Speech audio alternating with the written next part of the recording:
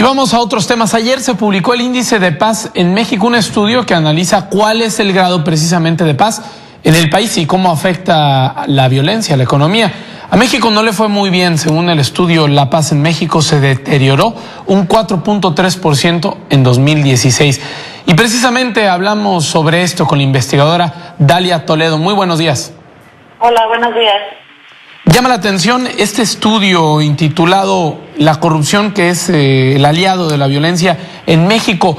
¿Cómo se puede medir esto? ¿Cuáles son los datos duros que arrojan que la corrupción está íntimamente o estrechamente vinculada a esto, a la violencia? Bueno, pues hay muchos datos que sugieren que la corrupción y la violencia son variables que van de la mano. Por ejemplo, el Índice de Paz México en su versión 2016 incluso sugirió que la corrupción había generado mayores niveles de violencia. Lo que tratamos de entender un poco en el estudio es el por qué o cómo se da esta cadena para afirmar que la corrupción genera más violencia.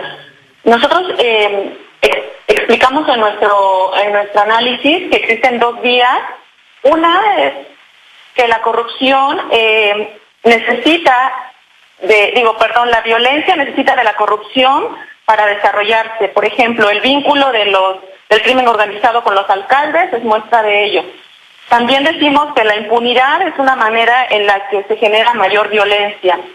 ¿Por qué? Porque las instituciones que persiguen y castigan el delito generan los incentivos para que los delincuentes cometan más delitos que no van a ser castigados, que no van a ser perseguidos. Y llama la atención, estoy viendo el estudio, la tasa de 2013 de delitos condenados, de crímenes.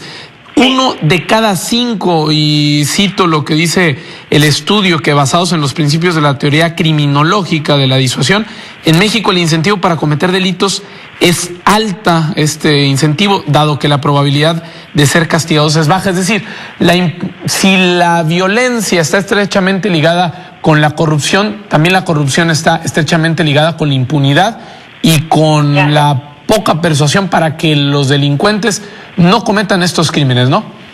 Claro, y también no solo los datos del Índice de Paz México, incluso también el índice de impunidad que sacó la UDLA señala que la impunidad en México está alrededor del 95%. El Índice de Paz, como bien señalas, dice que en 2007 solo 1 de cada 4 homicidios fueron condenados y en 2013 solo fue 1 de cada 5.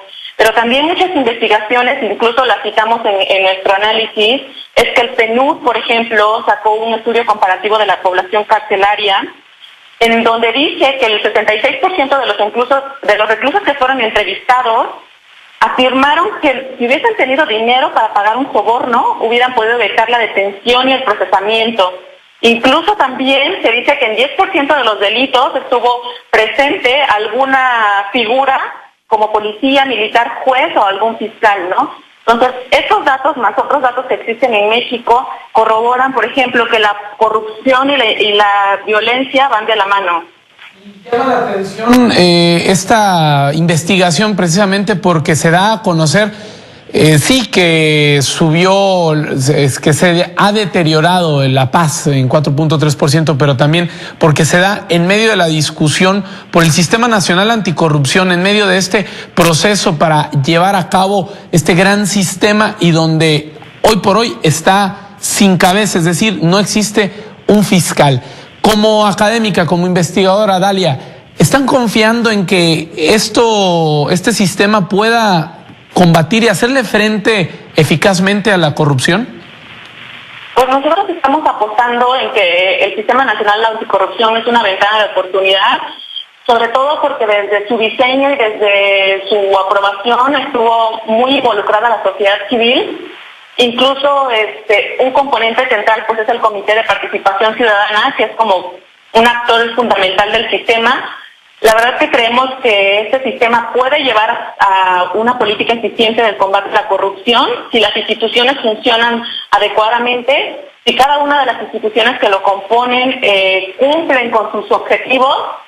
Y para eso no solo tenemos pues representantes civiles en órganos importantes del Sistema Nacional Anticorrupción, sino la sociedad civil que que está organizada y la no organizada está promoviendo desde diferentes trincheras que este sistema sea eficiente. Nosotros, por ejemplo, hemos apostado mucho en promover la tecnología cívica para el combate a la corrupción. Nosotros también hemos apostado en que la gente entienda qué es el sistema, porque el desconocimiento de qué es el Sistema Nacional Anticorrupción puede funcionar como una barrera de entrada para que la sociedad civil participe. La verdad es que sí estamos convencidos de que si la participación de la sociedad civil es fuerte y sostenida, el sistema puede tener mucho éxito. Y por último, de manera breve, me gustaría que respondieras.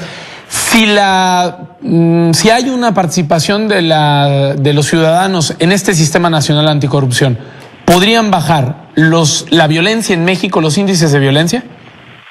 Pues seguramente, esperemos que sí. La verdad es que sí se ha demostrado que existe una relación y creemos que en la medida en que se combata la corrupción, sobre todo en los cuerpos que persiguen el delito y que administran justicia, ya dígase policías, procuradurías, seguramente habrá un efecto inmediato en la violencia.